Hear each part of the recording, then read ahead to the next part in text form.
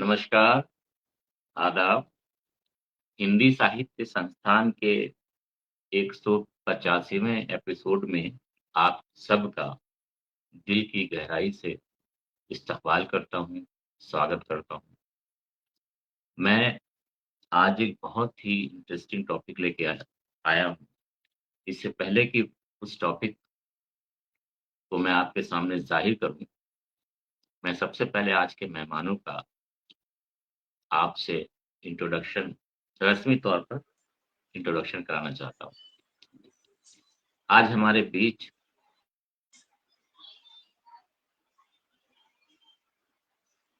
आदरणीय प्रोफेसर हेमंत द्विवेदी साहब उदयपुर से तशरीफ फरमा है। आपका बहुत-बहुत स्वागत करता हूँ सर, आपका बहुत-बहुत इस्तकबाल करता हूँ। आपका स्वागत स्वागत है सर। आज हमारे बीच जर्मनी से बहार रिजवी साहिबा मौजूद हैं। आपका भी बहुत-बहुत इस्तकबाल करता हूँ, बहुत-बहुत स्वागत करता हूँ। आज हमारे बीच वानिकी चौहान जी मौजूद हैं। आपका भी बहुत-बहुत इस्तकबाल करता हूँ, बहुत-बहुत स्वागत करता हूँ। जनाब प्रोफेसर हेमंत द्विवेदी साहब दृश्य कला मोहन लाल सुखाड़िया विश्वविद्यालय उदयपुर से तशरीफ लाते हैं। बहुत ही वरिष्ठ प्रोफेसर हैं और उन्होंने ना जाने कितनी पीढ़ियों को पढ़ाया है, जो देश ही नहीं बल्कि विदेश में कई जगह अपनी सेवा दे रहे हैं और उस देश में जहाँ भी वो हैं, उस देश की तरक्की में अपना पूरा सहयोग दे रहे हैं। हमारी दूसरी गेस्ट बहार रिजवी साहिबा कस्टमर डॉक्यूमेंटेशन मैनेजर हैं, जो फिलहाल जर्मनी में जॉब कर रही हैं और अब बा वो बेसिकली यूपी के झांसी की रहने वाली हैं और आपका भी बहुत-बहुत इस्तकबाल है। आज जो टॉपिक हमने चुना है, उसका नाम है तब, युवा, तब और अब। युवा शक्ति बहुत बड़ी शक्ति होती है। युवा शक्ति पूरे देश को दिशा देती है, उसकी दशा बदलती है। उससे पहले मैं आज के जितने भी प्रोग्राम को जो संचालन कर रहे हैं, जो संचालित करती हैं इस म हिंदी साहित्य संस्थान ट्रस्ट को चलाती हैं और इस ट्रस्ट से जो जुड़े हुए हैं, जो विभिन्न प्रकार के कार्यक्रम चलाते हैं और परिचर्चा कभी-कभी सम्मेलन के तौर पर साहित्य की सेवा कर रहे हैं और परिचर्चाओं को लेकर हमें एक नई दिशा प्रदान कर रहे हैं। सबसे पहले हिंदी साहित्य संस्थान के अध्यक्ष वैभवी जी का मैं बहुत-बहुत शुक्रिया अदा करता हूँ कि वो इतनी शानदार महफ़िल सजाती हैं और जिससे हमें सबको एक नई दिशा मिलती है। हमारे साथ संयोजक के तौर पे राजीव अग्रवाल साहब हैं, वो भी इस संस्था को काफ़ी अपना योगदान देते हैं। मुख्य संयोजिका सुदर्शन शर्मा सुधी जी हैं, मुख्य सलाहकार सुरेंद्र शर्मा सागर जी हैं। ये सभी हिंदी साहित्य संस्थान को सींच रहे हैं, जिससे एक अच्छी फसल तैयार हो और वो साहित्य और जो चीज़ें हमारे सामने जो विभिन्न मुद्दे हमारे सामने आ रहे हैं, उसके अच्छे से सेवा करें। हम जानते हैं कि 12 जनवरी राष्ट्रीय युवा दिवस के तौर पर मनाया जाता है। युवा देश की शक्ति है, जैसा कि मैंने पहले ही अर्ज़ किया। युवा के जागने से, युवा के बढ़ने से देश बढ़ता है। ये स्वामी विवेकानंद के अवतरण दिवस के रूप में मनाया जाता है। युवाओं को राष्ट्र निर्माण के प्रति वो हमेशा प्रेरित करते रहे। विचार उनके जो विचार हैं आज भी प्रासंगिक हैं। इस शेर से मैं इस परिचर्चा की शुरुआत करना चाहता हूँ। संघर्षों के साये में संघर्षों के साये में इतिहास हमारा पलता है, जिस ओर जवानी चलती है, उस ओर ज़माना चलता है। ये हकीकत रही है और इसी हकीकत को लेके युवा तब और अब मैं सबसे पहले जाना चाहूँगा बहार रिज़वी साहिबा के पास और मैं उनसे उनके विचार जानना चाहूँगा इस टॉपिक पे। युवा उन्होंने भी कई ज़माना देखा है, तो मैं आपसे जानना चाहूँगा कि युवा तब और अब, जब लोग सालों पहले युवा थे और अब के युवा में क्या अंतर आपको दिखता है? नमस्कार और शुक्रिया कि आप लोगों ने मुझे बुलाया यहाँ पे मुझसे बात करने के लिए। जैसे मैंने बताया था कि मैं झांसी से हूँ और मैं छोटे शहर की लड़की हूँ। तो मेरी परवरिश एक बहुत छोटे शहर में हुई, झांसी में हुई। हम बबीना, तालबेहट, ललितपुर इन सब जगहों पे घूम-घूम के बड़े हुए हैं। और फिर हम जब थोड़े बड़े हो गए थे अपने कॉलेज के बाद हम बैंगलोर मूव हो गए थे। तो और बैंगलोर में 10-12 साल रहने के बाद फिर हम यहाँ आ गए। तो एक तरीके से मैंने 3 अलग-अलग जगहों के युवा पीढ़ियों को समझा है, देखा है। और मैं मैं 90s कहते हैं ना कि 90s किड, तो उस ज़माने के जो हम लोग थे, मेरे ख़्याल से हम लोग एक ऐसा ज़माना था कि हम सुबह उठते थे तो जंगल बुक देख रहे हैं और उस तरीके से बड़े हुए हैं। एक थोड़ी इनोसेंस थी, एक ये था कि अभी बहुत कुछ है जो चेंज हो रहा है। वो एक ज़माना था जिसमें हर चीज़ चेंज हो रही थी। उस ज़माने में मुझे याद है हम लोग साइबर कैफ़े में जाते थे, लेट 90s में, कि इंटरनेट में जी, क्या है। मैं कितने घंटे निकाले एओएल मैसेंजर, याहू मैसेंजर में बैठ के लोगों से बात करते हुए, और ये मैं जी, झांसी जी, जी। में कर रही थी, जो कि बहुत छोटी जगह है। और फिर हम जब बड़े हो गए, हमने कॉलेज खत्म किया, हम बैंगलोर गए, तो वहाँ का जो यूथ था वो बिल्कुल ही डिफरेंट था। मुझे लगता था कि मैं उनके मुकाबले, मुझे तो कुछ नहीं पता है, मैं कहाँ आ गई, बिल्कुल ही सो फास्ट फॉरवर्ड एवरीथिंग। और लेकिन उनसे भी सीखने को बहुत कुछ मिला और उनसे ये भी समझ में आया कि क्या मैं करना चाहती हूँ और क्या मुझे नहीं करना चाहिए। तो वो यूथ भी एक दूसरा यूथ है। तो आई थिंक एक छोटे शहर का यूथ और एक बड़े शहर के यूथ में आपको इमीडिएटली एक डिफरेंस दिख जाएगा। और फिर जैसे-जैसे मैं काम करती गई, मेरे अंडर में मैं प्रमोट होती गई, तो मैं हर साल एक नई नस्ल आती थी हमारे अंदर, जिसके साथ हम काम करते थे। और आप उसमें मूवमेंट देखना शुरू करोगे कि कैसे-कैसे जो शुरुआत में बच्चे आते थे, अर्ली जी, 2000 से, और उसके बाद फिर 2000 आप 10 में जाइए, 2010 हो जाता है, फिर 12, आप डिफरेंस देखना शुरू करो कि एक जितनी हम में अकल नहीं थी, कितनी अकल थी अब इन आने वाली पीढ़ियों में।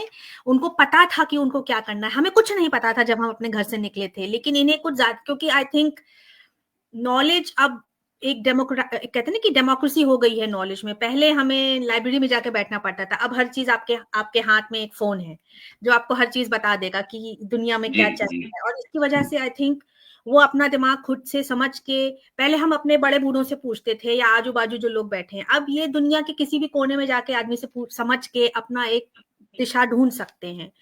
और फिर ऑफ कोर्स मैं यहाँ आ गई और यहाँ का यूथ तो बिल्कुल ही अलग है। मुझे लगता है यहाँ के यूथ को समझ के साथ-साथ अपनी ज़िम्मेदारी भी पता है। उनको पता है कि हुँ, मुझे हुँ। क्या करना है। वो अपनी ज़िंदगी के बारे में, मैं ये नहीं कहूँगी कि हमारे हिंदुस्तान का यूथ नहीं कर रहा है, वो भी अब कर रहा है, लेकिन मुझे यहाँ के यूथ से ये देखने को मिला कि वो समझ रहे हैं कि उनको अपनी ज़िंदगी में क्या करना चाहिए, क्या नहीं करना चाहिए। वो अपनी ज़मीन से जुड़े हुए हैं। वो हर दूसरे दिन मतलब आप हर हर नज़रिए से आप एक समझ सकते हो कि छोटा शहर हुआ, अपने ही देश का बड़ा शहर हुआ, जहाँ पे भाषा अलग है, सब चीज़ें अलग हैं। और फिर आप जी, दूसरे ही देश में जाओगे तो उसमें भी आपको, और फिर मैं ऐसी ऐसी जगह पे रही हूँ जो मुझे झांसी जैसा ही लगता है, छोटा शहर है ये, जहाँ अच्छा। पे इतनी हाय फंडा चीज़ें नहीं हैं, लेकिन हम एक बड़े हुँ, शहर हुँ। के पास रहते हैं। मैं हैम्बर्ग के पास रहती हूँ। तो उसके बाद भी जो यहाँ का जो यूथ है, वो किस तरीके से उसको एब्ज़ॉर्ब करता है, समझता है। तो ये एक लेयर्ड अप्रोच है कि आदमी कैसे, यूथ जो है आज का, वो अपनी जगह के मुताबिक, अपने कल्चर के मुताबिक, अपने जो उसको ऑप्शंस मिले हुए हैं, उस सब से समझ के अपने आप को कैसे आगे करता है। तो ये जी, तो ये है मेरा नज़रिया। I think it's different for different times, places, but I also feel कि आज का जो यूथ है, वो एक तरीके से हुँ, ज़्यादा जुड़ा हुआ है। हम लोग इतने जुड़े हुए नहीं थे। आज का यूथ जो अच्छा। है, वो जुड़ा हुआ है। बहुत अच्छी तरीके से ये अपने आप से बात करते हैं। इनको इनको एक समझ है कि हम आगे जा कर के क्या चाहते हैं, कि भविष्य कैसा होना चाहिए। तो ये एक बहुत अच्छा। अच्छी चीज़ है जिसकी वजह से बहुत सारी चीज़ें ये चेंज कर पा रहे हैं। आज जो काम कर रहे हैं, जो आज की जेन ज़ी है, जो ऑफ़िसेज़ में बैठी हुई है, वो जानते हैं कि मेरे लिए क्या सही है, क्या नहीं है। और वो अपनी एक उनकी एक आवाज़ है जिससे कि वो अपनी लड़ाई लड़ पा रहे हैं, जो मेरे मुताबिक बहुत अच्छी चीज़ है ये। तो ये है मेरा जी, नज़रिया। जी। बहुत शुक्रिया।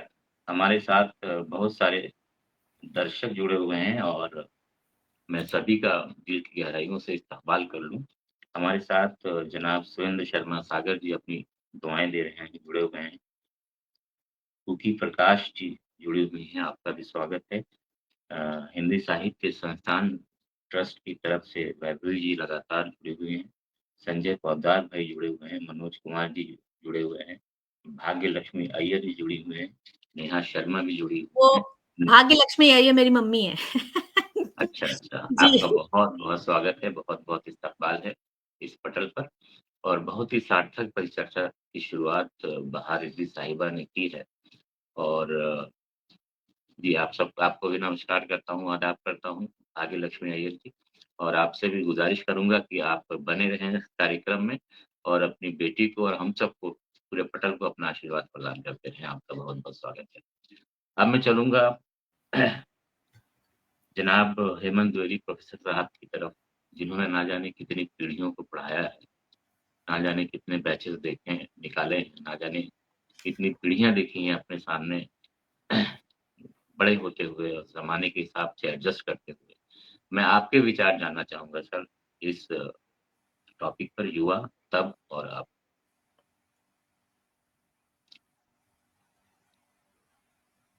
सर आप अनम्यूट कर लें, आपकी आवाज़ नहीं आ रही।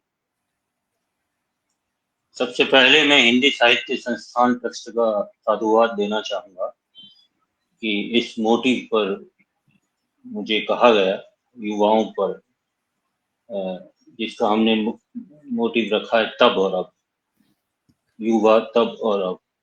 इस गोष्ठी में मुझे आमंत्रित करने के लिए धन्यवाद। सागर भाई का धन्यवाद इस शानदार संचालन के लिए। बहार मैडम, मैडम आप झांसी की है जैसा आपने बताया। जी। और मैं जब पहली बार झांसी गया था तब वहाँ एक उक्ति है, आपने भी सुनी होगी, वो मुझे जीवन भर याद रहती है कि झांसी गले की फांसी है और दतिया गले का हार, जी, और बिल्कुल, ललितपुर में रही है जब तक मिले उधार। खैर बिल्कुल। क्षमा कीजिएगा, याद आ गया, ये झांसी हमारी से याद झांसी है। आया। हाँ जी। और वैभवी जी के साथ पूरी टीम हिंदी साहित्य संस्थान की जो इसमें लगी हुई है, और साबिर भाई और आप सभी का, और छोटी गुड़िया एक बीसीए फर्स्ट सेमेस्टर की आई थी, वो कहाँ चली गई आई थी, वो भी शायद हमारे पोस्टर में उसका फोटो था, तो जी, वो जी, आज जी। हमारी रिसोर्स पर्सन भी है। उन्हें भी प्रणाम, नमस्ते, सभी विद्वानों का धन्यवाद। युवा का मुद्दा कोई नया नहीं है और इससे हम पुराना भी नहीं होने दे रहे हैं, और ये विषय प्रासंगिक भी है, रेलिवेंट है, हमें युवाओं पर बात करनी चाहिए। महाभारत से लगाकर विवेकानंद और गांधी और इसके बाद आज तक युवाओं पे बारंबार बात हुई है। अभिमन्यु से लेकर आज तक का जो युवा है, जो गूगल का सीईओ है, भारतीय है, उन सारे युवाओं का पूरा एक क्रम बना हुआ है। और ठीक कहा साबिर भाई आपने कि मुझे यस 38 इयर्स होने आ गए हैं यूनिवर्सिटी में बच्चों के साथ, तो पढ़े भी हैं और इतने सालों से टीचिंग में भी हूँ और विजुअल आर्ट का भी हूँ। ये थोड़ा महत्वपूर्ण मुद्दा होता है, तो यूथ के साथ में लगातार हूँ और इसका मुझे परोक्ष नहीं सीधा फायदा ये भी मिलता है कि मुझे खुद को लगता है कि मैं इन सब के बीच का ही युवा ही हूँ। वो बात अलग है कि अगले साल सेवानिवृत्त होने जा रहा हूँ, लेकिन आपने ठीक कहा कि इतने वर्षों में युवाओं को देखना, उनको समझना, जो मुझे लगता है बहुत ज्यादा जरूरी है समझना। ले दे के हम बार बार युवा दिवस होता है तब, या विवेकानंद जी की जयंती होती है युवा दिवस के रूप में जिसे हम मनाते हैं, बहुत अच्छी बात है, और युवाओं को लेके हम कुछ संवाद करते हैं और बातें करते हैं, सेमिनार्स करते हैं, फिर दूसरे दिन वो अखबारों में शाया होती है और जी, खुश हो जाते हैं और युवा भी अपने राह पे चले जाते हैं, और आपके हमारे जैसे रिसोर्स पर्सन भी अपने घरों में चले जाते हैं, और युवा वहीं का वहीं रह जाता है।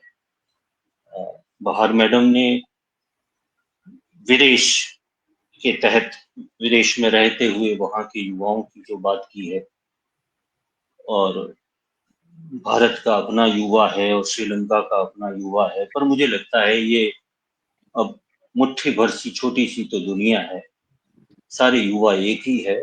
और युवा जो टर्म है वो मुझे भी लगता है कि कईयों ने कहा है, मैंने कई बार सुना, और मुझे बारंबार लगता है कि ये कोई बायोलॉजिकल या एज वाइज कोई उम्र के, हम इस उम्र से इस उम्र तक के बंदे को युवा कहें और उसके पहले को किशोर कहें और उसके पहले को बचपन कहें।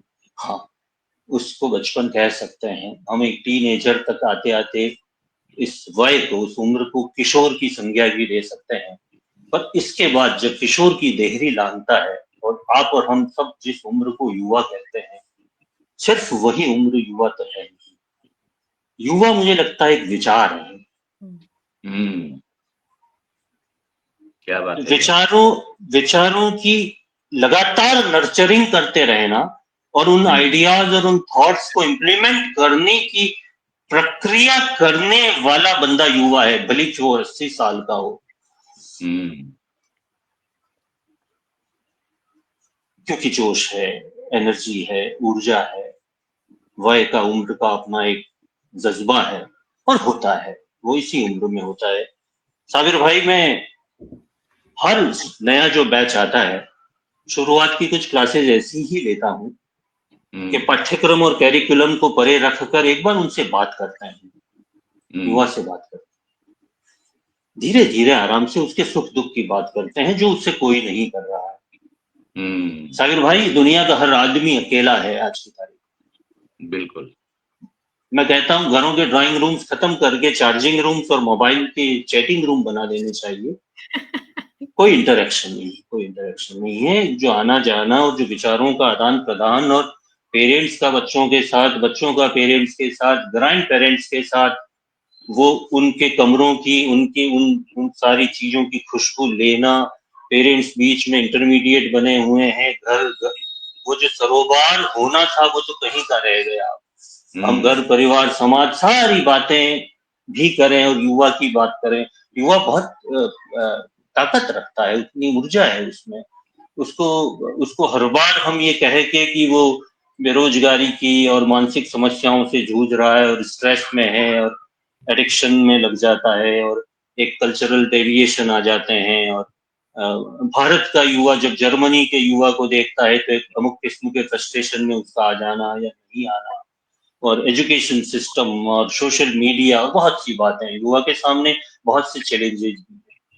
मैं आपको उस समय एक बात बता रहा था कि मैं जब एमए के स्टैंडर्ड के या भले फर्स्ट ईयर सेकेंड ईयर का जो बच्चा आ रहा है उसके साथ हम खूब संवाद करते हैं, उसके सुख दुख की बात करते हैं, और मैं सच कह रहा हूँ, मैं व्यक्तिशः ये अटेम्प्ट लेता हूँ और मैं वहां जाने की कोशिश करता हूँ कि इसकी कच्ची कड़ी क्या है या उसकी पक्की कड़ी क्या है, क्योंकि मैं विजुअल आर्ट का हूं तो मैं उसके परसेप्शन को समझना चाहता हूँ कि वो क्या रहा है, होना क्या चाह रहा है, और उसे किस रास्ते से बताया जाए। वो हमारा युवा बहुत बेचारगी में है, बहुत बेचारगी में है। और इन पिछले, यानी आप देखिए कि 82 83 में पूरे भारत भर में टीवी आए, टीवी आने के बाद धीरे धीरे वीडियो वीसीआर आए, कैसेट्स आई, एंटरटेनमेंट के जरिए बने, और फिर 2000 के बाद 2002 के बाद मोबाइल आता है, और मोबाइल फिर 2G और 3G और 4G और 5G, और उसके बाद आज की दुनिया है।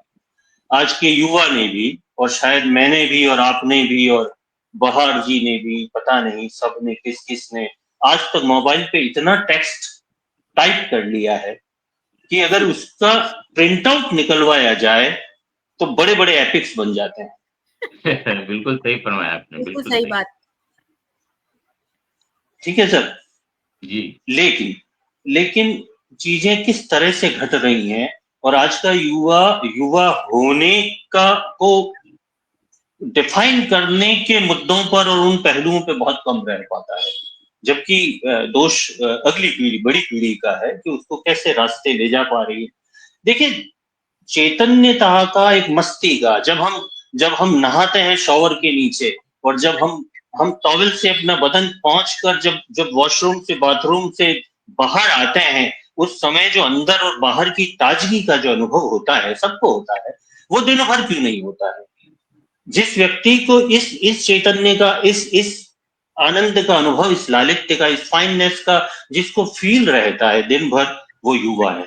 इन बच्चों में रह सकता है क्योंकि इतनी एनर्जी है। इसको इनके साथ बहुत हमें एक तादाद में बिठाना पड़ेगा। एक दूरी होती जा रही है। युवा खुद भी, बेशक युवा खुद अपनी समस्याओं की वजह से भी दूर होता जा रहा है, पिछली पीढ़ी से भी दूर हो रहा है, अगली पीढ़ी से भी दूर होता जा रहा है। घर परिवार समाज से ये बात शुरू हो रही है, उसके साथ इंटीमेट होकर उनकी उन बातों की उन तह तक जाने की बहुत दरकार है। उसके पास जितनी एनर्जी है, पूरी उम्र में इस शरीर के पास इतनी एनर्जी होती नहीं। जी। आप देखिए कि मैं रैंडम, आप किसी को दिल्ली में भी चलते फिरते किसी युवा का हाथ पकड़ के, बाजू पकड़ के प्यार से पूछना कि बेटा तूने लास्ट कोई कहानी या कविता कब पढ़ी? मोबाइल में नहीं, पुस्तक में, किताब में कब पढ़ी? कोई भी कहानी, कोई भी लिटरेचर, अखबार और मोबाइल के अलावा तेने, और पाठ्यक्रम के अलावा, अपने कोर्स के अलावा तेने आज से लास्ट कब क्या पढ़ा? मैं समझता हूं उसके पास जवाब नहीं है। कौन कहेगा उसको साहित्य से या पढ़ने से या जीवन के और भी बहुत से सरोकार हैं, बहुत सी रुचियां हैं। एक्चुअली साबिर भाई, रुचियों का हनन और नाश हो रहा है हमारे जीवन में। किसी को कुछ भी पता नहीं है कि सुबह उठने के बाद शाम को सोने तक उसने क्या खोया और क्या पाया। उसे कोई फर्क नहीं पड़ रहा है कि आज 27 जुलाई 2025 है, जो आज रात 12 बजे बाद कुछ भी कर लो नहीं आएगी।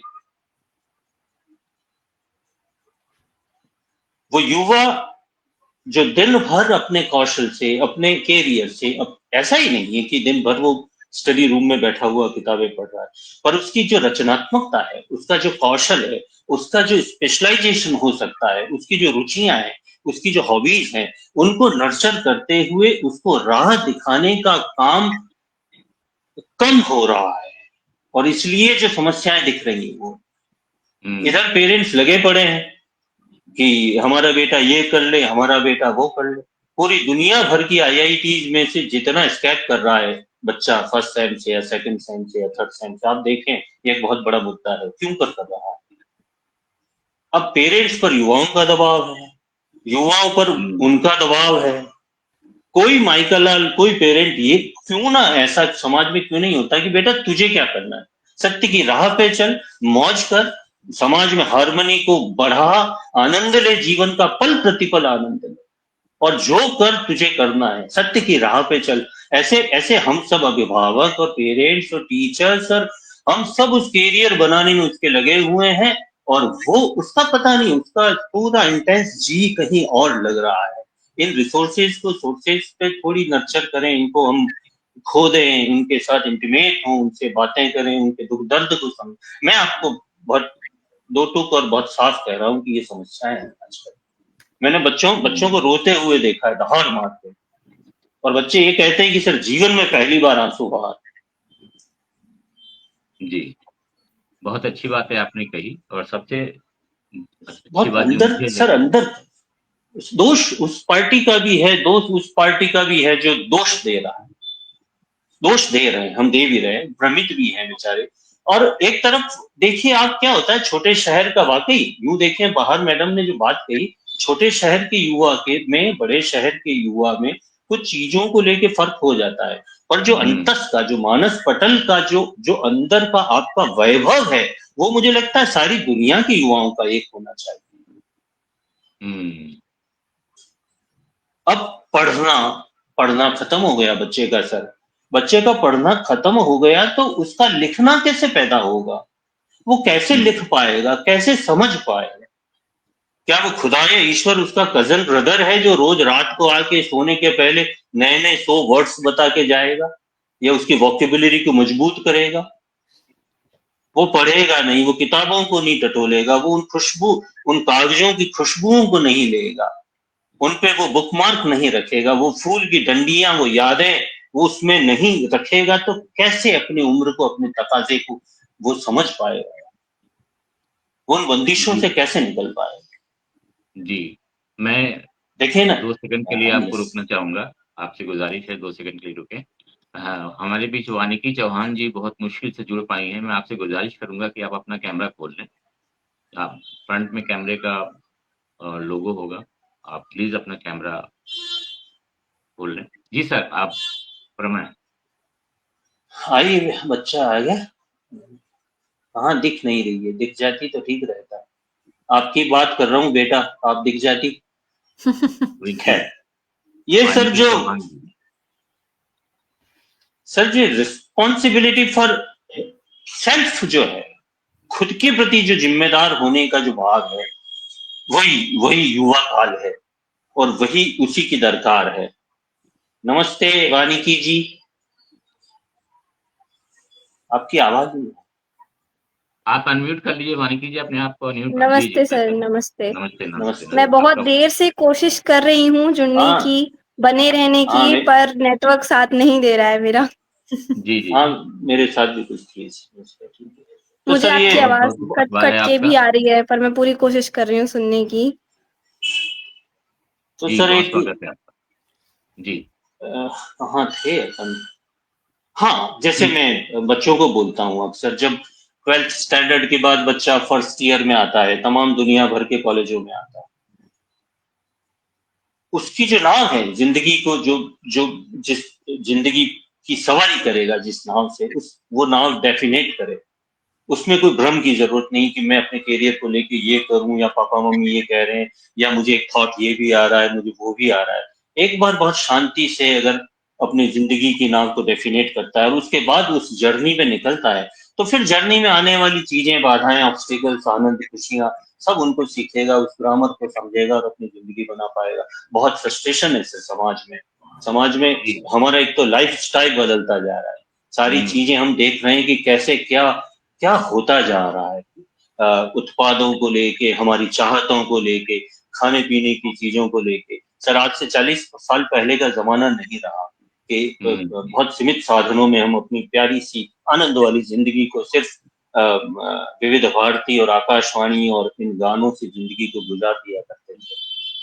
आज संवेदनाएं युवाओं की खत्म, युवाओं को छोड़ो सर, मानव मात्र की संवेदनाएं खत्म हो रही।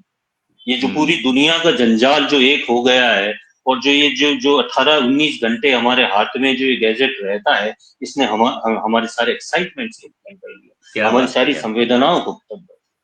जी, जी। सर एक बहुत अच्छी वक्त बात हुआ है। करता था सर, कहानियों में, किस्सों में, या आपकी मेरी जिंदगी में भी रहा होगा कि एक लव लेटर की बात होती थी, एक प्रेम पत्र की बात होती थी, कि वो कैसे अब माशूका उपन्यासों में पढ़ते हैं, कैसे वो लिखा जाता था, कैसे भेजा जाता था, और कैसे ऐसी ऐसी चीजों पे साहित्य गढ़े जाते थे। आज हमने सब कुछ चौपट तो कर दिया सर, हमारी सारी संवेदनाएं चली गई। खास करके युवा को वापस इस वलय को कैसे भी करके निपटा के एक नए सिरे के साथ, नए अंदाज के साथ, अपनी मौलिकता के साथ, अपनी ओरिजिनलिटी के साथ पैदा करना। जी सर, बहुत अच्छे विचार आपने व्यक्त किए, और एक बात आपकी मुझे बिल्कुल छू गई कि युवा जो है एक विचार है, ये उम्र से बंधा हुआ नहीं है। विचार निरंतर आगे बढ़ता रहता है और देश की या समाज की दशा और दिशा बदलता रहता है। मैं वानिकी चौहान जी की तरफ जाऊँ इससे पहले उनका नेटवर्क टूट गया। मैं दोबारा आऊँगा आपके पास सर, बाहर भी कुछ कहना चाह रही हैं। जी, बिल्कुल। मैं प्रोफ़ेसर साहब की बातों से मैं बिल्कुल उनको मानती हूँ। मैं कुछ और उसी लाइन पे कुछ कहना चाहूँगी। मेरे मम्मी-पापा दोनों टीचर्स हैं। मम्मी अभी रिटायर हुई, पापा रहे नहीं, लेकिन वो भी पढ़ाते थे। और मैं इतना ये देखिए, जो आज का युवा है, वो अपने समाज का एक प्रतिरूप है। वो जहाँ से निकल रहा है, वो उसी को रिफ्लेक्ट कर रहा है, ठीक है? सही तो सही। जब हम लोग छोटे थे, हमारे मम्मी-पापा, मैं जैसे मैंने आपको बताया, मैं बहुत ही कम उम्र से कंप्यूटर से चिपकी रहती थी। तो आज अगर हमारे हाथ में फ़ोन है, तो पहले हमारे हाथ में कंप्यूटर रहता था। और हम कोई बहुत अमीर घर के बच्चे नहीं हैं, हम दोनों मम्मी पापा टीचर थे, तो आप समझ सकते हैं हम लोग अमीर नहीं थे। तो और आपने ये बहुत मीम्स पढ़े होंगे कि 2000 साल पहले लोग किसी न किसी चीज से चिपके ही रहते थे, फिर अखबार से चिपके रहते थे, फिर फोन से चिपके रहते हैं, इंटरनेट से, तो कोई ना कोई चीज तो निकल ही आएगी जिसमें पूरा दिमाग लगा रहेगा। लेकिन अगर वो जो आप जिन लोगों से मिले हुए हैं, अगर वो उस, जैसे मेरे मम्मी पापा मेरे हाथ में हमेशा एक किताब रखते थे, तो मेरी आदत ये हो गई कि बगैर किताब के हम घर नहीं छोड़ेंगे। जब हम यहाँ मूव हुए बैंगलोर से, जब मैं यहाँ आई, मैं 2 कार्टन 100 किताबें लेके आई थी अपनी, जो मेरी थी बैंगलोर में, ठीक है, उसके मैंने पैसे दिए कि मैं उसको यहाँ पे शिफ्ट कर सकूं। तो और मैं ऐसे कई लोगों को जानती हूँ जो फोन भी देखते हैं, लेकिन वो अपना, मैं इनकी बात को मना नहीं कर रही हूँ, मैं ये बता रही हूँ कि मैंने ये अपने ही दोस्तों में देखा है, कई लोगों में, क्योंकि माँ बाप फोन पे लगे हुए हैं तो बच्चा फोन पे लगा हुआ है। अगर माँ बाप अपना दिमाग हॉबीज में नहीं लगा रहे हैं, अगर माँ बाप अपना दिमाग चलो बाहर चलते हैं, देख के आते हैं मौसम कैसा है, चलो हम लोग घूम के आते हैं, इसमें नहीं लगा रहे हैं, तो बच्चे भी वैसे ही होंगे। तो मुझे, मेरा सोचना ऐसा है कि जो हमारी जो युवा हैं, वो सब एक जैसे नहीं हैं, वो अपनी परवरिश के रिजल्ट हैं। वो जिस उस बैकग्राउंड से आते हैं, जिस बैकग्राउंड से आ रहे हैं, जिस एनवायरनमेंट से आ रहे हैं, वो उसको रिफ्लेक्ट कर रहे हैं, रिफ्लेक्ट करता है। बहुत अच्छी बात कही आपने। मैं आपके पास दोबारा आता हूँ। हमारे बीच वानिकी जी आ गई। इससे पहले कि मैं वानिकी जी से कुछ उनकी राय जानना चाहूँ इस टॉपिक पे, हमारे साथ बहुत ही मैं कहूँ काबिल एहतराम शख्सियतें मौजूद हैं हमारे बीच, जो हमारे इस परिचर्चा को सुन भी रहे हैं और अपना आशीर्वाद दे रहे हैं, अपने सवालात हमारे बीच रह रहे हैं। हमारे बीच हिंदुस्तान के अजीम शायर जनाब अभीदा तशरीफ लाए हैं पटल पर। आपका बहुत बहुत स्वागत है। आदरणीय भाग्य लक्ष्मी अय्यर जी तशरीफ फरमाए हैं, संजय पौदार भाई तशरीफ फरमाए हैं, आपका बहुत बहुत स्वागत। और आपके कुमार सुरेंद्र सागर भाई तशरीफ फरमाए हैं और बहुत अच्छे कमेंट्स दे रहे हैं।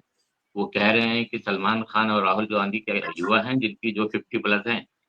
चलिए, बहुत अच्छे कमेंट्स आ रहे हैं। आदरणीय डॉक्टर पुष्पलता तनेजा जी तशरीफ फरमाए हैं, नेहा जी तशरीफ फरमाए हैं, वैभवी जी अपना आशीर्वाद दे रही हैं, मनोज कुमार जी, कुकी प्रकाश जी, संगीता चौहान जी, RN सिंह साहब, पल्लवी जोशी त्रिपाठी जी, और सभी का मैं दिल की गहराइयों से शुक्रिया अदा करता हूँ। और आप सबसे गुजारिश करूंगा कि आप इसी तरह हमारा उत्साहवर्धन करते रहें, हमारी हौसला अफजाई करते रहें, ताकि हम इस परिचर्चा को और भी सार्थक और ऐसा बना सके कि आप कुछ लेके जाएं। ये हिंदी साहित्य संस्थान की का ये एम है कि परिचर्चा से जरूर कुछ आप लेके जाएं और उसको रिफ्लेक्ट करें समाज में, सोसाइटी में, जिससे सोसाइटी भी डेवलप करे और देश भी डेवलप करे। बहुत अच्छे विचार रखे गए। वहाब रिजवी साहिबा ने अपने विचार रखे, हेमंत सर ने अपने विचार रखे, वानिकी जो BCA फर्स्ट ईयर की छात्रा हैं। तो अब मैं आपसे जानना चाहता हूँ, क्योंकि आप यंग हैं और इस आज की जेन जी को रिप्रेजेंट करती हैं, तो मैं आपसे जानना चाहूंगा कि आप क्या फर्क महसूस करती हैं एज ए यंग युवा? फर्क, पहले तो शुक्रिया मुझे जोड़ने के लिए। हालांकि मेरा जुड़ना मुझे बहुत अपने आप ही इतना टफ लग रहा था कि मैं जुड़ पाऊंगी कि नहीं, पर मुझे बोलने का मौका मिल रहा है, उसके लिए आप सबका धन्यवाद। पहला डिफरेंस मुझे ये लगता है आज के जेनजी और पुराने जैसे जिन भी लोगों को मैं जानती हूँ, कि माता पिता जो हैं आजकल काफी ही ज्यादा बच्चों के साथ आपस में बातचीत करके थोड़ा डिस्टेंस कम करने की कोशिश रखते हैं। उनका पूरा प्रयास रहता है कि हम कोई भी गैप अपने बच्चों के बीच में अपने बीच ना आने दें। वहीं पुराने माता पिता जो थे उनके बीच सम्मान का, आजकल तो दोस्ती का नाता रहता है, पर पहले सम्मान का नाता रहता था संतान और माता पिता के बीच। तो पहला तो ये है। दूसरा मुझे जो डिफरेंस लगता है कि पहले जैसे माता पिता अपने बच्चों को इतनी आजादी नहीं देते थे, चाहे वो लड़की हो लड़का, दोनों को आजादी इतनी नहीं मिलती थी कि वो अपने आप कर सके जो उनका मन है। जैसे अगर किसी को डॉक्टर बनना है या आर्टिस्ट बनना है तो आर्टिस्ट वाले को इतना प्रेफरेंस नहीं दिया जाता था, डॉक्टर जो बच्चा बनना चाहता था उसको ज्यादा माँ बाप बढ़ावा देते थे।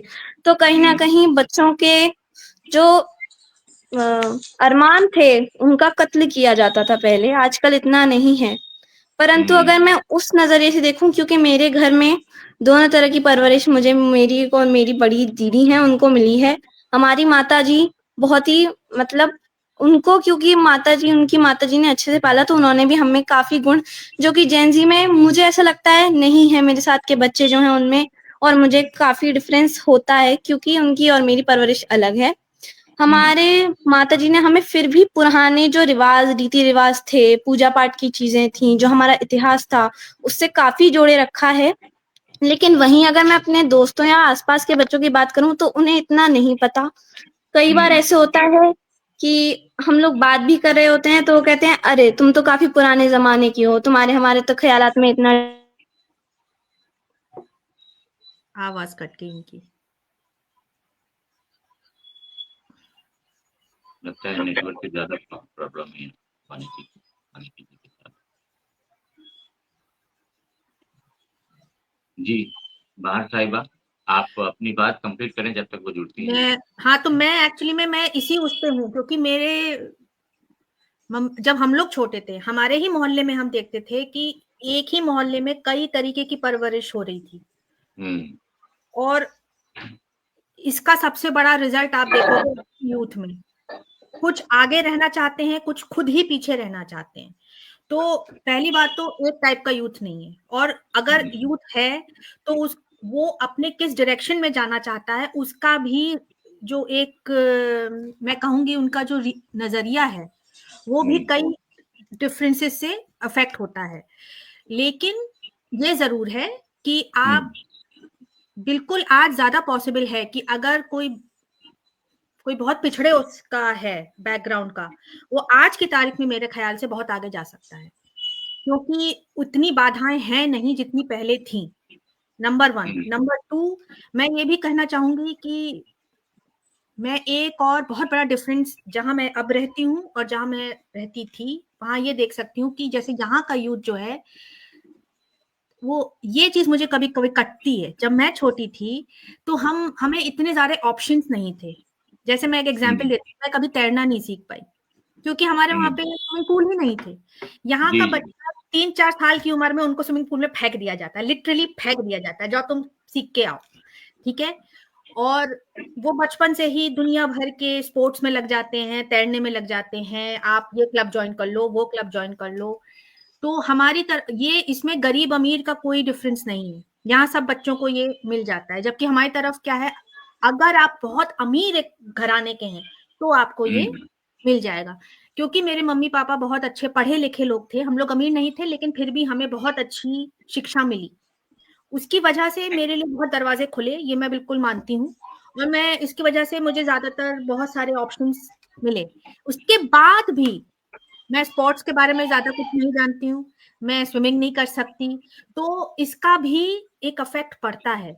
क्योंकि आपको बहुत सारे साइकोलॉजिस्ट्स बताएंगे कि स्पोर्ट्स एक ऐसी चीज है, सिर्फ क्रिकेट की बात नहीं हो रही है यहाँ पे, क्रिकेट में भी एक कास्ट सिस्टम होता है, जो ऊपर वाले होते हैं उन्हीं को बैटिंग मिलती है, बाकी सब फील्डिंग में लगे रहते हैं। टीम स्पोर्ट्स जैसे हॉकी हुई, फुटबॉल हुआ या जो भी है, जिसमें सारे लोग एक साथ होते हैं। अगर इसके ऑप्शंस हमारे पास हर स्कूल, हर कॉलेज, हर प्राइमरी स्कूल में अगर ऐसा हो, हर गरीब से गरीब बच्चे को अगर हो, तो आप खुद एक नजरिया देखोगे उस बच्चे का अलग होगा कि आप टीम बिल्डिंग कैसे करते हैं, आप एक अगर मुसीबत है तो उस मुसीबत में आपका जो दिमाग जैसे चलेगा उससे बाहर कैसे निकलेंगे। मैं ये नहीं कह रही कि पूरे हिंदुस्तान में ऐसा नहीं है, कई जगहों पे हैं ये ऑप्शंस, लेकिन कई जगहों पे ऑप्शंस ये नहीं है। तो एंड ऑफ द डे मैं बहुत ज्यादा बोल रही थी, मैं चाहती नहीं हूँ, मैं ये कहना चाहती हूँ कि जिस तरीके के जिस माहौल में आप निकलते हो वो माहौल का बहुत बड़ा इफेक्ट होगा कि वो बच्चा आगे, वो युवा आगे जाकर के किस तरीके का एक वयस्क बनेगा, बड़ा बनेगा, या कैसे अपना खुद एक जमाने में जाकर के आगे जाकर के समाज को कैसे लीड करेगा। ये बहुत अच्छी बात, ये एक जुड़ी हुई चीजें हैं, इंटरट्वाइंड है। और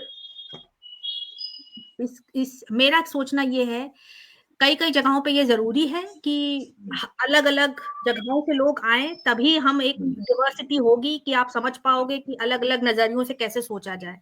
लेकिन ये भी जरूरी है कि सबको एक तरीके की परवरिश का जो अपॉर्चुनिटी है वो मिलनी चाहिए। उससे ही हमारा जो युवा है वो आगे जाकर के समझ पाएगा कि हाँ, मैं ये भी कर सकता हूँ, मैं वो भी कर सकता हूँ। कई युवा अपने आप को खुद रोक लेते हैं कि मैं तो ये कर ही नहीं सकता, मेरे मतलब की बात नहीं है ये, और ये बहुत बड़ी प्रॉब्लम है।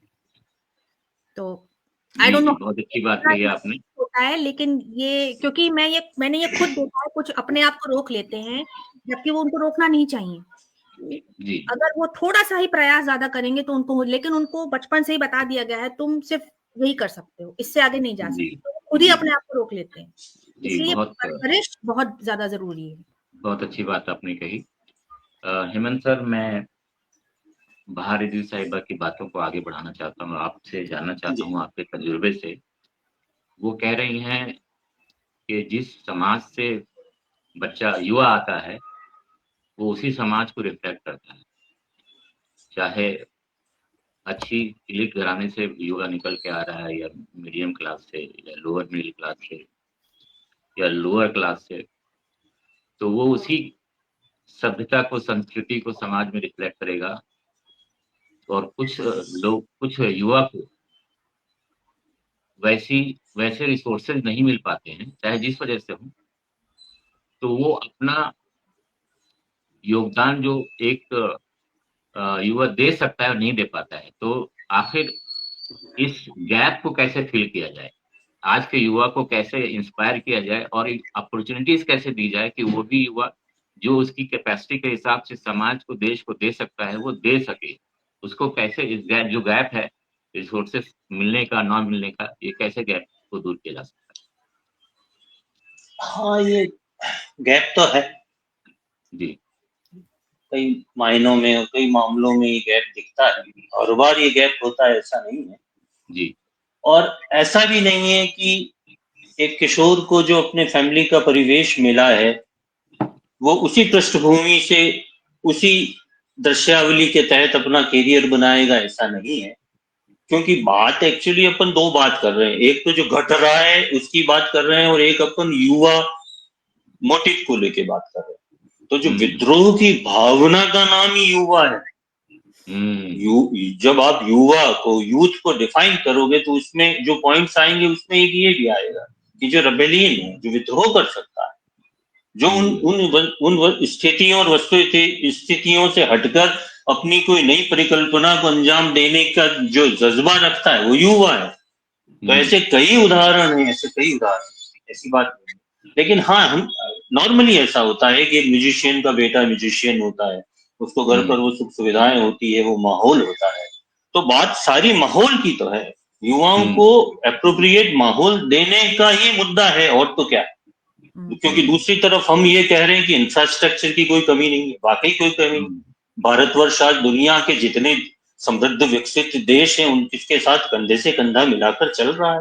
वो सारी सुख सुविधाएं सब देशों में होती है आजकल, ऐसी कोई बहुत फर्क जहां पड़ता है जहां सामाजिक व्यवस्थाओं की बात है। बाहर मैम जो कह रही थी वाकई सही बात है। ये बरसों पहले मैं सोचता था कि एक यूरोपियन, यार अपने बच्चे, एक यूरोपियन फैमिली बैठी हुई है पार्क में और उनका एक 2-3 साल का बच्चा एक पेड़ के पास जा रहा है और पेड़ के पास उस कैओस में भी जा रहा है, तो भी वो चिंता नहीं कर रहे। पर हमारे ठेठ अंदर इतना कुछ संशय, भय, पाप, पुण्य, न जाने क्या क्या चीजें समाहित है, और सबसे ऊपर फियर है, एक भय है। ये भी पता नहीं किस बात का भय। अगर पता हो इस बात का भय है तो सॉल्व करें प्रॉब्लम। पर ये बहुत ही एक धुआं सा ये दिलो दिमाग में, अरे बेटा कहाँ जा रहा है, सांप डस लेगा।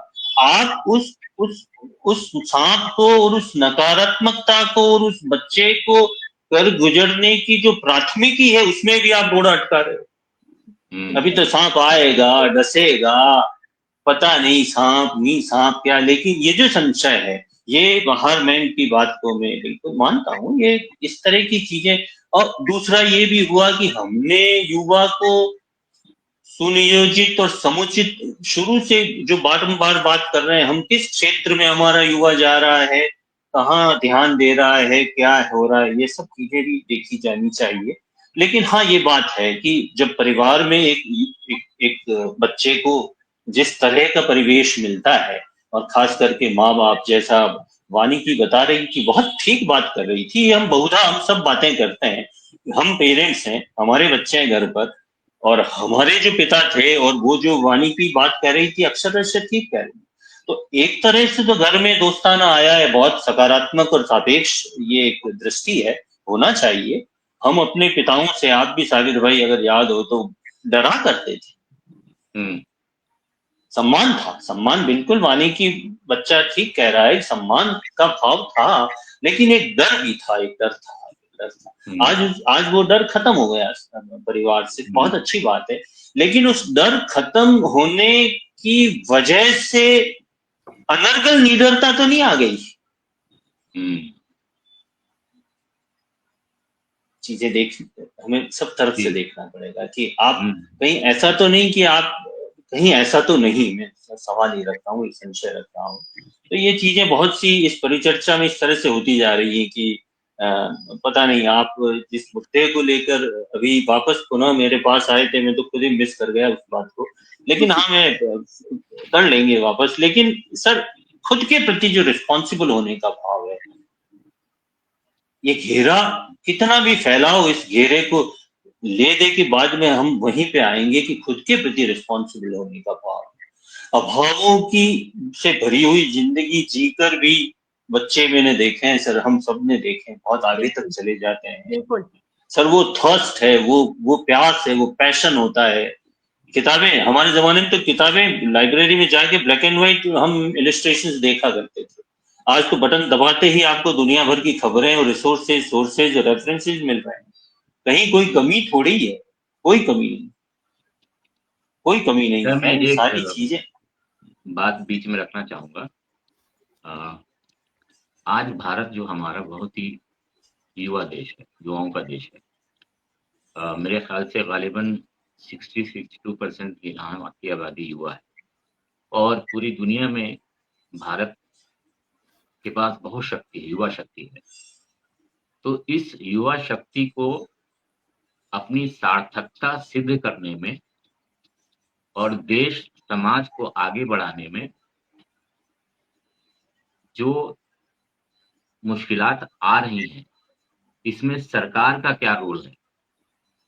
मेरे ख्याल से सरकार की नीतियां और नीयत जो होती है, चाहे किसी प्रदेश की हो, देश की हो, वो किसी भी युवा को या युवा पीढ़ी को आगे बढ़ाने में बहुत बड़ा योगदान देती है, ये मेरा मानना है। बिल्कुल सही तो इस पर आपकी क्या राय है? आप मुझे पूछ रहे हैं? जी सर। जी, देखिए, जब जो सिस्टमेटिक इंस्टीट्यूशंस हैं, कॉलेज स्कूल्स हैं, उनमें भी ताजा एक बात जो हुई है न्यू एजुकेशन पॉलिसी को लेकर। पहले मैं उन युवाओं की बात करता हूं जो स्टूडेंट्स हैं, फिर हम उन युवाओं की बात करेंगे जो नहीं जा सके या नहीं पढ़ सके या नहीं पढ़ रहे हैं या नहीं पढ़े हुए हैं। तो सर, नई शिक्षा नीति के तहत बाकायदा स्किल एनहेंसमेंट और स्किल डेवलपमेंट को लेके इतनी बातें आई हैं, इतना कैरिकुलम बदला है, और हम पिछले 4-5 साल से इन सारी चीजों में लगे हुए हैं। और बेशक ये बहुत सही हुआ कि इस तरह से थियोरेटिकल पेपर्स पढ़कर और बच्चा जो नौकरी कर पाएगा, और जो इन युवाओं में भी जो ये नौकरी का जो भूत है, और मैं समझ नहीं पा रहा हूं कि उसकी वजह से भी बहुत सी गड़बड़ियां हो जाती है। तो इससे इतर अगर स्किल डेवलपमेंट को लेके, जो मैं बारंबार कह रहा हूँ, अपनी हॉबी को लेके या अपने शौक को लेके, अपने परिवार के हुनर को लेके, इस तरह के पाठ्यक्रम भी बहुत आए हैं और बेशक बहुत कारगर हैं। और ऐसे में अगर वो स्टूडेंट उन थियोरेटिकल सब्जेक्ट्स को, जो तथाकथित सिद्धांतिक की है विषय हैं, जिनसे हटके अगर वो इस तरह के प्रैक्टिसिंग सब्जेक्ट्स को पढ़कर काम करता है, तो और धीरे धीरे चीजों को नर्चर करेगा, तो बेशक बहुत हम आगे जा पाएंगे, उन सोपानों पे चढ़ पाएंगे। अब एक मिनट, मैडम कुछ कह रही हैं। बिल्कुल नहीं, मैं आपकी बातों को बिल्कुल सही मानती हूँ, लेकिन मैं ये भी कहूंगी उलट हो रहा है, बल्कि क्योंकि हजारों स्कूल यूपी में बंद हुए हैं, पूरे हिंदुस्तान में स्कूल बंद किए जा रहे हैं, प्राइमरी एजुकेशन खत्म होती जा रही है। मेन देखिए, हिंदुस्तान सिर्फ अमीर लोगों का देश नहीं है, क्योंकि हमारे देश में अमीर हैं एक दो, कितने अमीर हो सकते हैं, ज्यादातर तो हम लोग गरीब ही हैं। आज भी हम लोग थर्ड वर्ल्ड कंट्री ही हैं। वर्ल्ड की कितनी भी लिस्ट में सबसे ज्यादा भूख, बहुत सारी जो खराब लिस्ट हैं उसमें हम ऊपर बैठे हुए हैं। एक दो जगहों पर कैसे भी ऊपर इसलिए हैं क्योंकि कुछ एक लोग कुछ भी करके, वो दूसरा वो एक पॉलिटिकल मुद्दा है, उसमें ना जाएं। लेकिन स्कूल्स बंद हो रहे हैं, कॉलेजेस बंद हो रहे हैं, बहुत सारी मुसीबतें हो रही हैं। मैं अपना एग्जाम्पल देती हूँ। देखिए, मेरे मम्मी पापा दोनों गवर्नमेंट में स्कूल में टीचर्स थे। मम्मी केंद्रीय विद्यालय, पापा यूपी स्टेट स्कूल में टीचर थे, ठीक है। और हमें पता था झांसी में ऐसी मेरे लिए जॉब की कोई ऑप्शंस नहीं है, तो ही हम बैंगलोर गए थे। वहां पे मैंने कॉर्पोरेट सेक्टर में ज्वाइन किया था। उस वक्त कोई बंदी यूपी से, झांसी से जाकर के बैंगलोर में जॉब ढूंढ के आराम से रह के अपना जीवन कर सकती थी। आज कितने ऐसे ऑप्शंस हैं। ये आज की तारीख में ये इजी हो जाना चाहिए था, आज वो इजी नहीं है। अगर हमारा इतना ज्यादा पॉपुलेशन जो युवाओं की है, इतना अराजकता अगर हो रही है, कितने ज्यादा लोग आजकल आपको यूट्यूब और इंस्टाग्राम पे रील्स के अकाउंट क्यों बना रहे हैं? क्योंकि वो एक वायबल ऑप्शन है पैसा कमाने का।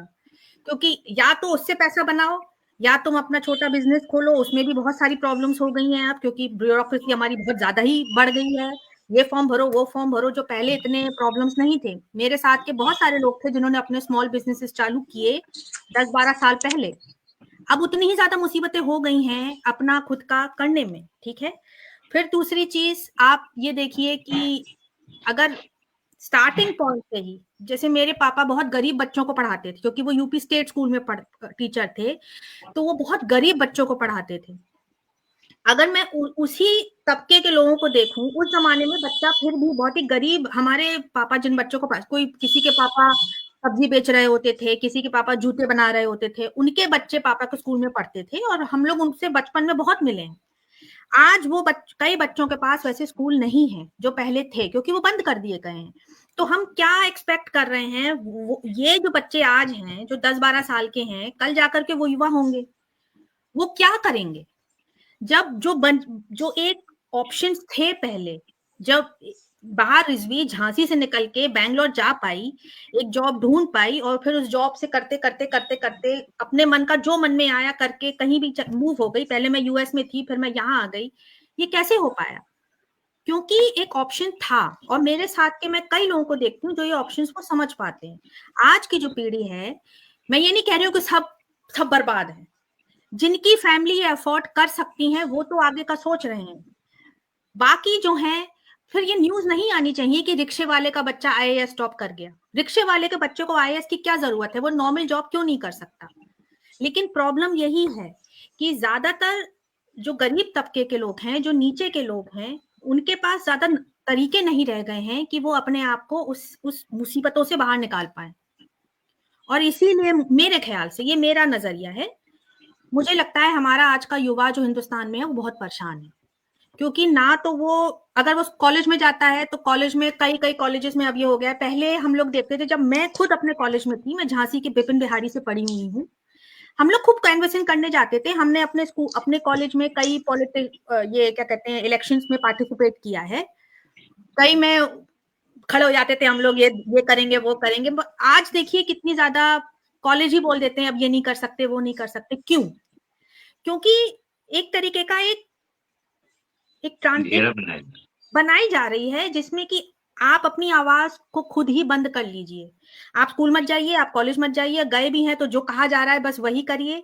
और फिर जब आप ये करके बाहर निकलेंगे तो जॉब नहीं है। कॉर्पोरेट सेक्टर में पहले जॉब होते थे, अब कॉर्पोरेट सेक्टर भी टूटता जा रहा है।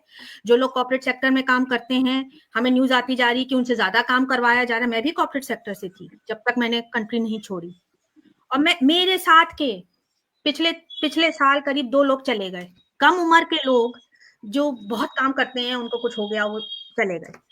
तो ये एक बहुत सारी एक साथ चीजें बढ़ती जा रही हैं।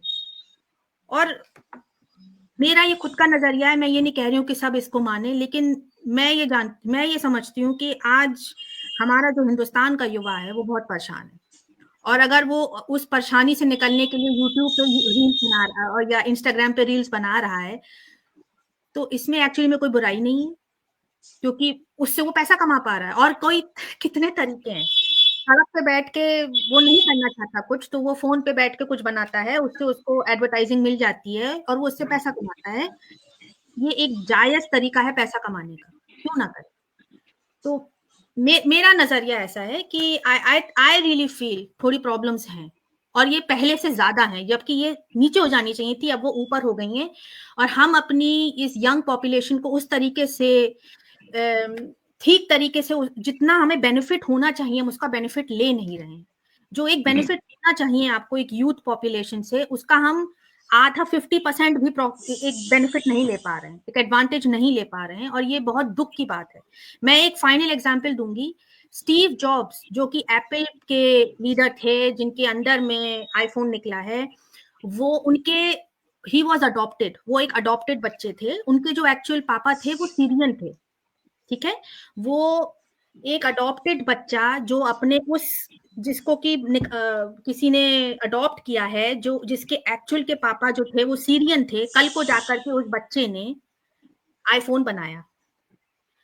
आप ये समझिए, कोई भी जो गरीब बच्चा सड़क पे घूम रहा है, अगर उसको सही शिक्षा, सही डायरेक्शन, सही दिशा, सही परवरिश, सही माहौल दिया जाए, वो आगे जाके कुछ भी कर सकता है। लेकिन वो सही होना बहुत जरूरी है। कोई भी, ये बहुत बड़ी बात है कि जो सड़क पे बेचारा भीख मांग रहा है, अगर उसको सही मौके दिए जाएं तो वो कल को जाके चांद पे बैठ सकता है। तो युवा जो है वो एक, ऑब्वियसली सारे एक जैसे नहीं होते, और बिल्कुल सही बात है कि आपको जो परवरिश दी गई है, जरूरी नहीं कि आप हमेशा जिंदगी भर उसी से बंध के रह जाएं। आदमी में अपनी में होता है कि वो अपनी किस्मत को खुद चेंज कर सकता है, ठीक है, अपनी मेहनत से कर सकता है। लेकिन ये भी जरूरी है कि शुरुआत से ही जरूरी है कि हम एक युवा को एक सही डायरेक्शन दें, एक गाइडेंस दें। और ये सब जो हो रहा है अभी, उससे निकलने की बहुत जरूरत है, क्योंकि मुझे लग रहा है मेरे नजरिए से, क्योंकि मैं थोड़ा दूर हूँ, तो कहते हैं ना कि 30,000 फीट, आप एक चिड़िया की निगाह से जब नीचे देखते हैं तो आप ज्यादा करीबी से देख सकते हैं कि बहुत गड़बड़ हो रही है। जितना होना चाहिए था उतना नहीं हो रहा है, उससे कम ही हो रहा है। तो ये मेरा नजरिया है। सॉरी मैं बहुत बोल गई, लेकिन मैं इस बात को थोड़ा एक्सप्लेन करना चाहती थी, सॉरी। नहीं, बहुत शुक्रिया, आपने अपनी बातें रखी, और बहुत ही अफसोस है कि वानिकी जी जुड़ नहीं पा रही हैं, उनके हालात हम पूरी तरह से समझ नहीं पाए। अब हम इख्तिताम की तरफ चल रहे हैं, अब बहुत ही कम वक्त हमारे पास बचा हुआ है, तो मैं सीधे हेमंत सर की तरफ जाऊंगा, और जो बातें बहार जी ने कही हैं उनसे उन पे उनकी राय चाहूंगा। बहुत बड़ा देश है भारत देश, बहुत बड़ा देश है। कितने इंग्लैंड जर्मनी आ जाते हैं इसमें सामने। बिल्कुल सही कह रहे हैं, बिल्कुल सही कह रहे हैं। और बहुत पुराना देश है, बहुत पुराना देश है, इस दुनिया का सबसे पुराना देश है। और भी है, सबसे पुराना, और भी हैं, चाइना, सब एक जैसे ही हैं। सबसे पुराना लिटरेचर भी यहीं से आया है, चाइना से भी आता है। और जितनी सहन शक्ति इस एशिया की, सदर्न एशिया में जितनी सहन शक्ति है, उतनी विश्व में और कहीं है भी। और बेशक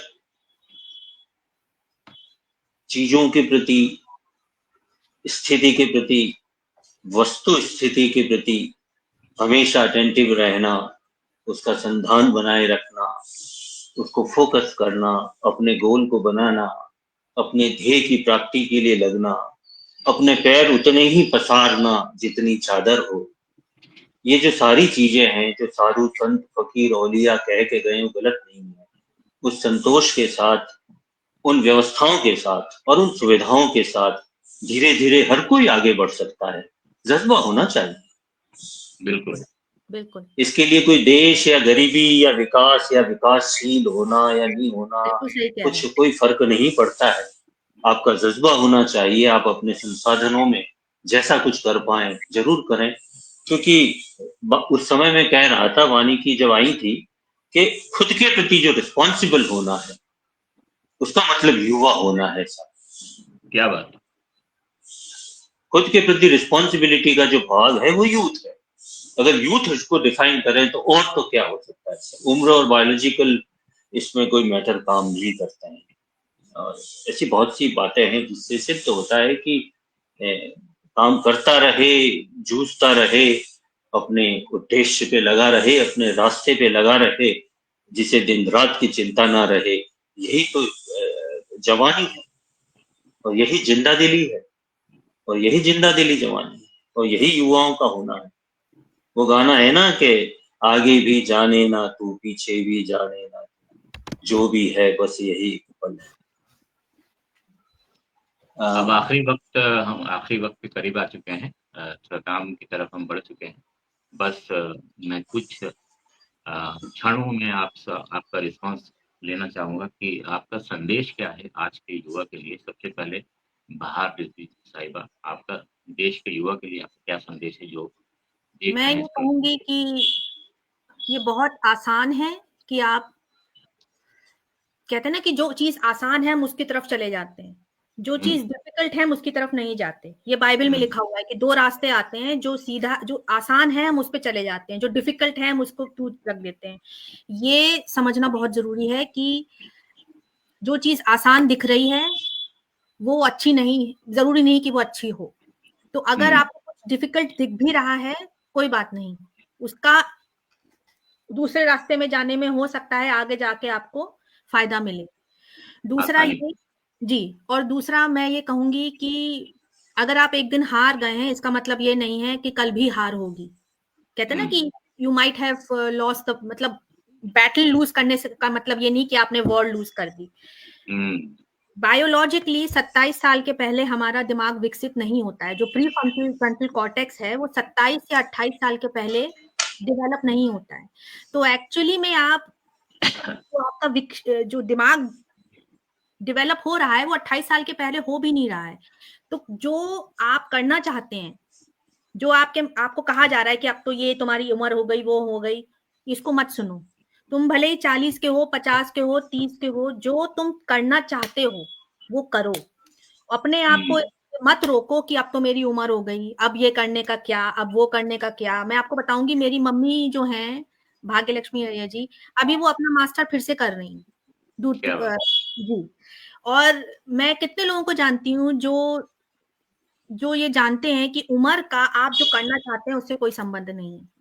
तो अपने आप को बांध के मत रखिए। आगे जितना आप बढ़ सकते हैं वो आप पे डिपेंड करता है। वो आपको कौन रोके, कोई नहीं एंड ऑफ द डे हर चीज आपकी खुद की चॉइस है।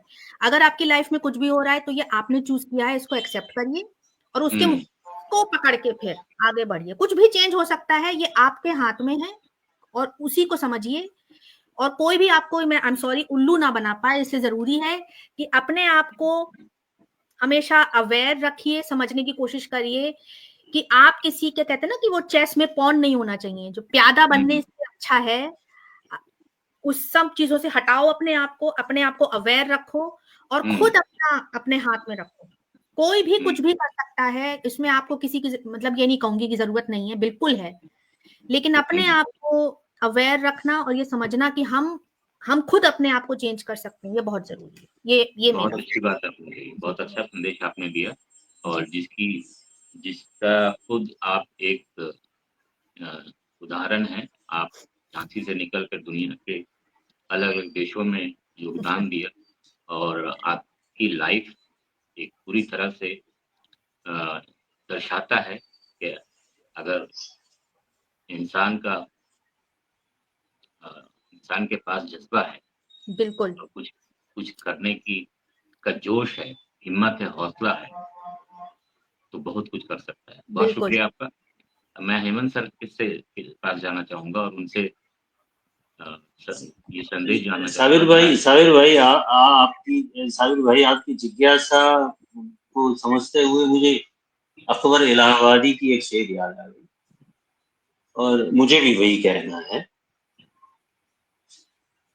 कि दिन गुजरते ही चले जाते हैं, दिन गुजरते ही चले जाते हैं और लोग मरते ही चले जाते हैं। क्या बात। जानते हैं ये गफलत के काम, मगर किए ही चले जाते हैं। क्या बात है, बेशक। करेगा कद्र जो दुनिया में अपने आने की, साबिर भाई, करेगा कद्र जो दुनिया में अपने आने की, उसी की जान को लज्जत मिलेगी जाने की। क्या बात। मजा भी आता है दुनिया से दिल लगाने में, और सजा भी मिलती है दुनिया से दिल लगाने की।